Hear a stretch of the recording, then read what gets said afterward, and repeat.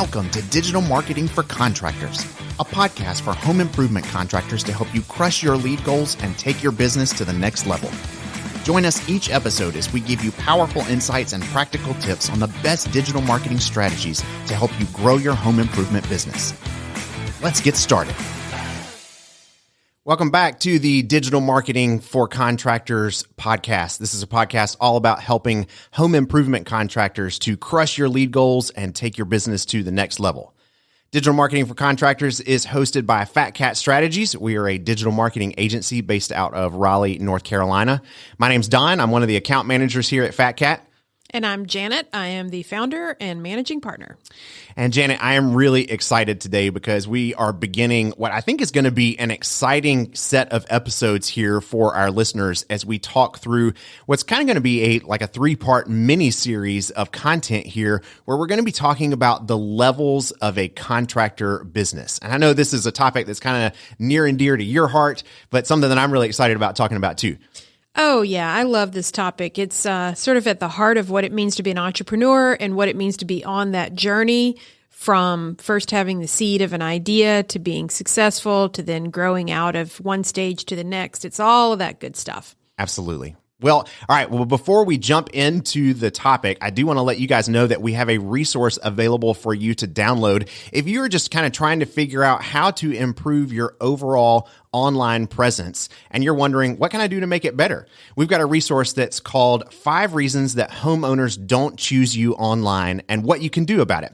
So if you want to go to fatcatstrategies.com/homeowners and you can download that resource right there, it will give you some great tips on how to just improve the things about what you're doing online and make a difference right off the bat. That's fatcatstrategies.com/homeowners. Okay. Janet, let's dive into this topic about levels of a contractor business. So even as we say that phrase and kind of the title or the theme of our little mini series here, what are we talking about? When we talk about levels of a contractor business, what kind of levels are we referring to? Well, we'll let some of the behind the scenes magic show through here. Don and I and the rest of the staff really brainstormed on how we could come up with something kind of cute and catchy that wasn't level, and we failed. No luck. No luck. So let's just call it what it is, something really basic. Levels. Level 1, level 2, level 3. So a level 1 contractor is, you've got this entrepreneurial urge to work for yourself and you've started to do it. A level 2, you've kind of progressed on to, a next stage of your business. And then level 3 is sort of that rarefied air. So that's like my highest level definition of, what these levels are. And I think in the rest of this podcast, in the next 2 episodes, we're really going to peel back those layers and talk about what that means and what each level is. Yeah. Okay. So we're really just kind of taking a look at then what are kind of the phases that a business goes through, like from beginning to end, whatever the end exactly might look like, whatever kind of the end game plan is for the business. We're trying to help kind of provide a roadmap of how we see contractors progress through the different stages of their business. And really with the intent of just wanting to help, kind of saying hey, it is hard work to get from one level to the next. And we've worked with a bunch of people who have made that journey and are at different stages of that journey, trying to get to the next stage of the journey. And we just want to give some insight on what we've seen that's been helpful, that's worked for other people, and how to help you think about what your next steps might be. Yeah, so maybe the first thing we should do is sort of define these levels and what we mean by them. Yeah. And you said something a minute ago, Don, that I wanted to come back to. You said whether you're just getting started or whether you're towards the end. I actually really like thinking about starting with the end in mind. And in fact, there's a lot of books that have been written about it. There's a book called The Right Exit Strategy that's all about, growing your business with an end result in mind. So, let's start with level 1, but I'm going to come back to this idea of start with the end in mind because I think it can give business owners a lot of clarity all along the way, especially when things get really tough, and they do get tough and they get challenging. So that level 1, what does a level 1 look like? You've probably worked for another contracting company. I know I talk to contractors all the time, and that is the most common story I hear.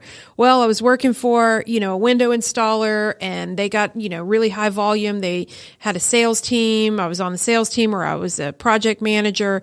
And, you kind of reach a point where you start to think, I could do this myself. Why am I working so hard for somebody else? I could do this for myself. So that's a level one. You've got that urge to break out and be your own boss and be an entrepreneur.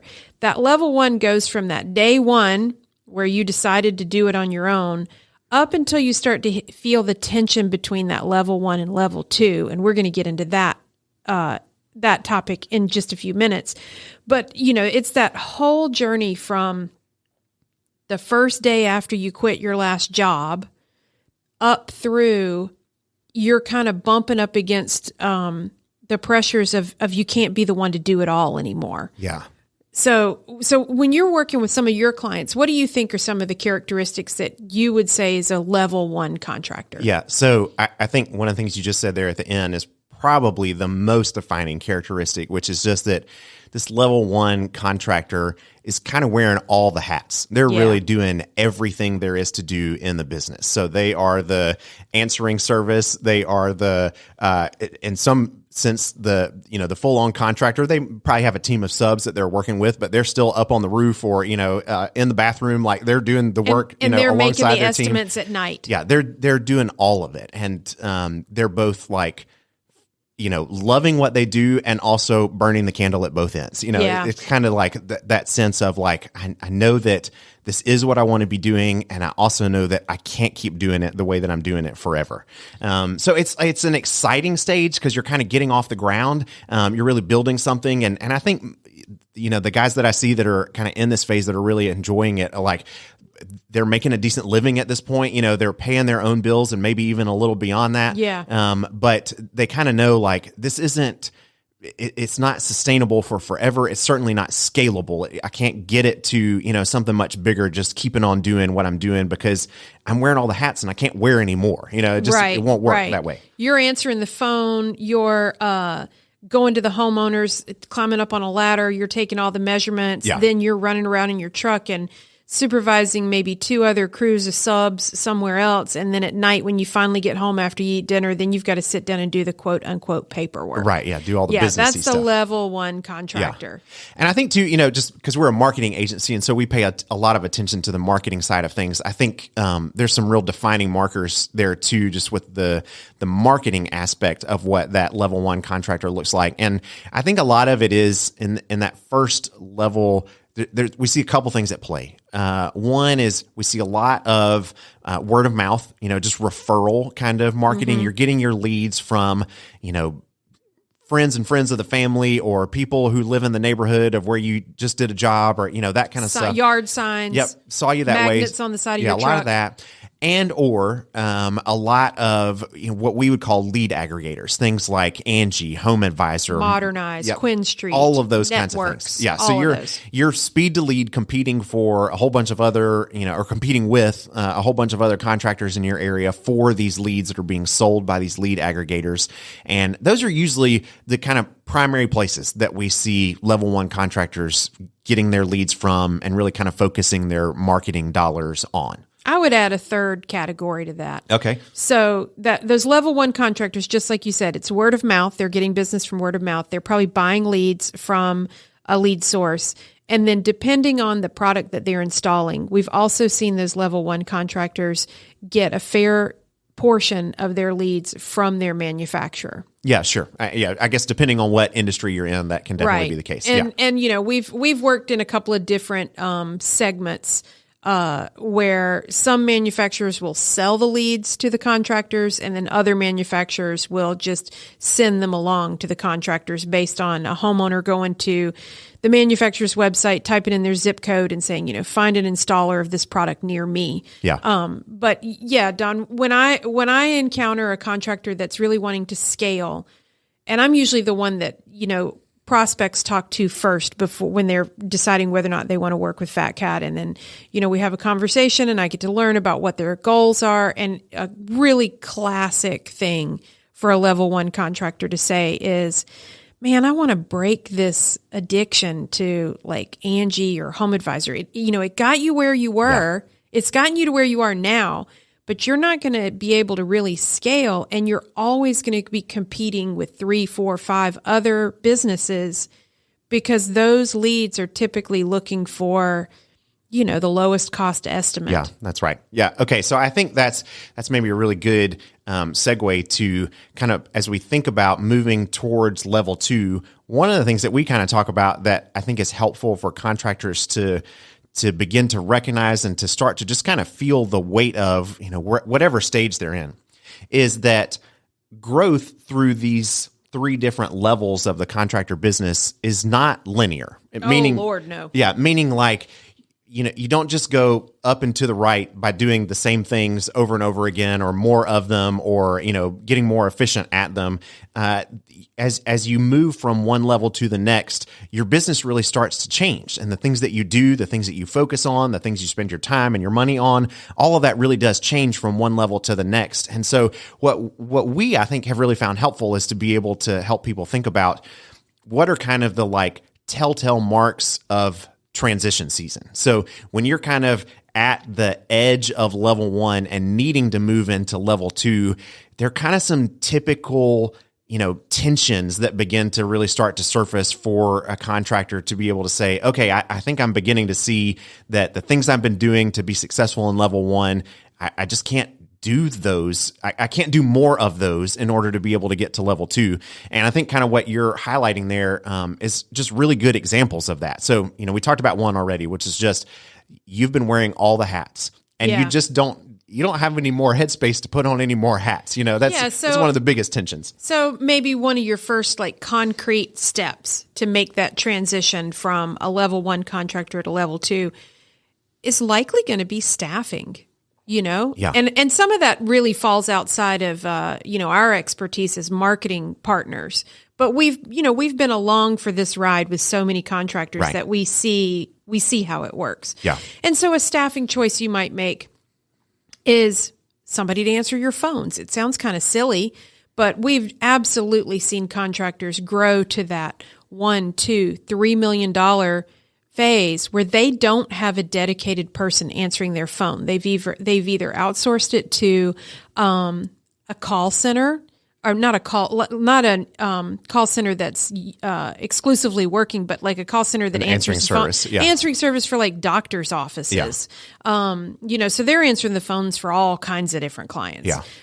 So we've seen contractors outsource it to an answering service. We've seen them try to answer their own phones, which can be comical, disastrous. Yeah, all of the above. Oh gosh. I mean, I paused because what word do you want to call that? Yeah. So, some of those tensions, you're looking around, you're tired, you've got opportunities that you're not able to take advantage of because you are just stretched so thin. Yeah. So you're starting to look around. Can I get somebody to answer my phones? I think it might be time for me to hire a sales rep and train a sales rep to start to do some of the estimating.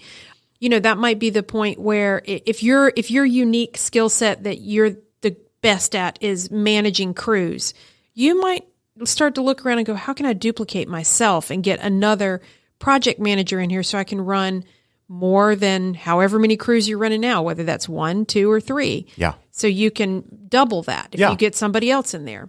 So those are great. All, I think, really good kind of indicators and just tactics for thinking about how to kind of make some of that transition. I think on the marketing side, some of what we already talked about there with it, kind of beginning to hit this ceiling with your pay-per lead aggregators, just getting to the place with where pay-per lead and word of mouth. Yeah. That you just kind of are starting to feel like, I don't know that there's more leads to get that way. Like you're you're buying everyone you can get. You're, Johnny on the spot with answering the phone. Like you've got the speed to lead thing down as best you can. But there's just, that well only goes so deep, and you are really starting to feel like I might have hit the bottom of it. And if that's the case, you just can't take that strategy any further. And so you're starting to realize, okay, I need some other strategies. I need something else going on to be able to get more leads. And that really, I think, is probably it's both the best segue into talking about level 2, but probably the best indicator of saying it's time for me to transition into this level 2 stage. Yeah, of a you've contractor. maxed out what you could do with those word of mouth and lead aggregators and maybe some leads from your manufacturer. Yeah. Okay. So let's talk then about a level 2 contractor. What does a level 2 contractor business really kind of look like? Don, I think you came up with this metaphor. It's a metaphor of, going from being a quarterback or a player on the field to becoming the coach. Yeah. So you're starting to build a team and you're bringing your expertise across the whole organization and you're leading other people. You are giving your call center manager direction and input. You're giving your salespeople direction and input. You are starting to really nail down some standard operating procedures. And from a lead perspective, you have started to generate some of your own exclusive leads that are not coming from a lead aggregator and they're not word of mouth. Yeah. So what other ways are there to get leads? Oh, what a great question. So there's SEO, there's PPC, there's offline, television, radio. There's referral and incentive programs. That's where what you're doing, all your marketing campaigns are focused on generating a lead that wants a quote from your business, not just from any business. Right. And so when we say the word exclusive leads, that's what we mean in our world of digital marketing. Whereas, say, an Angie's lead, that person filled out a form on the Angie website to find a painter or a roofer in their town, and they don't really give a flip about who responds because they want I just want paint on my walls. I want paint or I need a new roof, and I'm going to get 4 quotes come hell or high water. Yeah. That's not an exclusive lead. An exclusive lead is somebody who's done some research. They have found you online. They know that you're a local business. They've looked at your website. They've maybe checked out your social media profiles, and now they want a quote specifically from your business. Yeah. And those leads often may not have gone out and found, 2 other contractors to get competing bids from. Yeah. That's the real sweet spot. Yeah. So I think that's kind of like hallmark indicator of a level 2 contractor. And you and I have talked, offline about this a little bit, that the bandwidth of a level 2 contractor, or really kind of like what all gets encompassed in this level 2 is pretty broad. So, at the very beginning of this level 2 phase, you've got somebody who is just starting to add some of these additional lead sources into the mix. They are starting to add some additional staff, but on the tail end of level 2, it's a really different picture than that. It's still level 2, but you've got multiple staff, you've got all kinds of different lead sources going on. The revenue picture from the beginning of level 2 to the end of level 2 is dramatic. Could be multiple millions of dollars.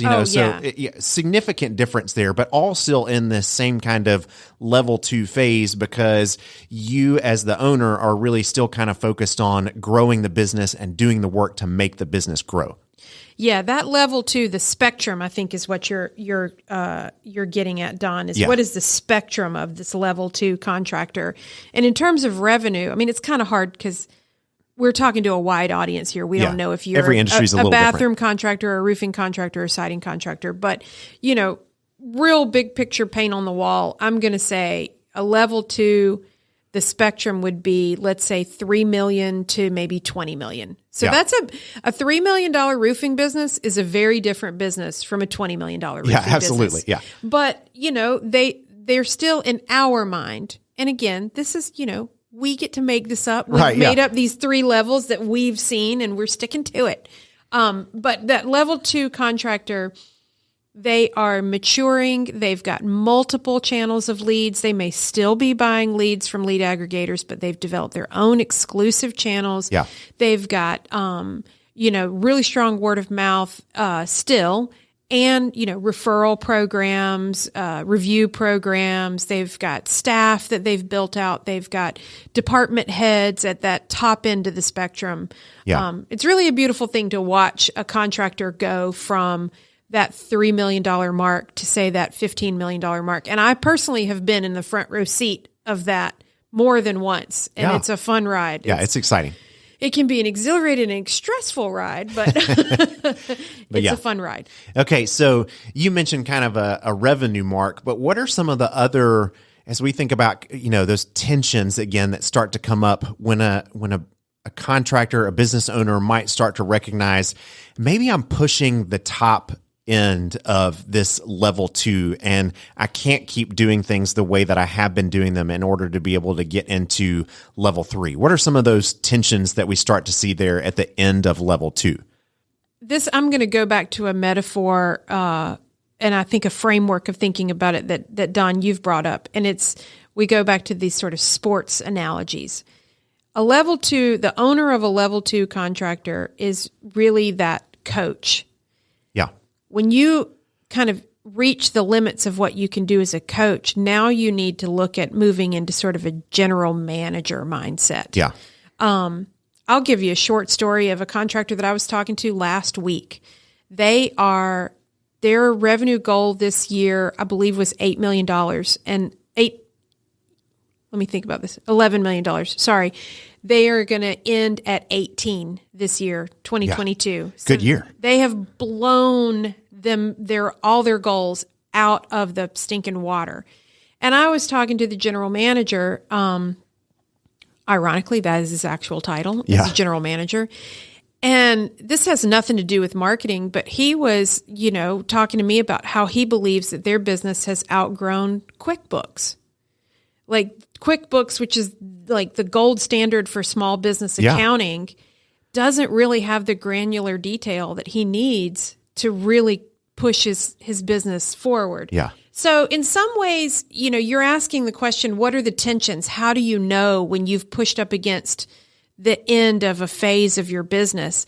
I think it's when you look around and you say, the things that I've been doing, the way that I've been doing it, and the tools that I've been using to get me here aren't going to get me any further. Yeah. Yeah. And I think kind of to keep with your, the sports analogy there, kind of moving from a coach to a general manager is just sort of this sense of like, you're feeling the pressure not to just keep operating your business well, but really to be leading a team well. That you are sensing the need to, I need to be focusing my energy on developing these people around me, helping them be excellent at their jobs, not just me being excellent at running this business, because you've got excellent people around you at this point, and they're excellent at running your business, but you need to be excellent at developing them, at empowering them to be able to make things happen. And that's a pretty big shift in terms of mentality, especially from maybe where you started in this business. Yeah. I mean, I've never really thought about it this way until you said this, but a level 1 contractor, you're just trying to survive. Yeah. Just pay the bills. You're just trying to pay the bills and make it through another day. And then you get some success. And then when you're in that whole level 2 phase, I think almost all of level 2, you are challenging yourself almost daily to be a better leader. Yeah. You can't do everything yourself, so you're trying to be a better leader.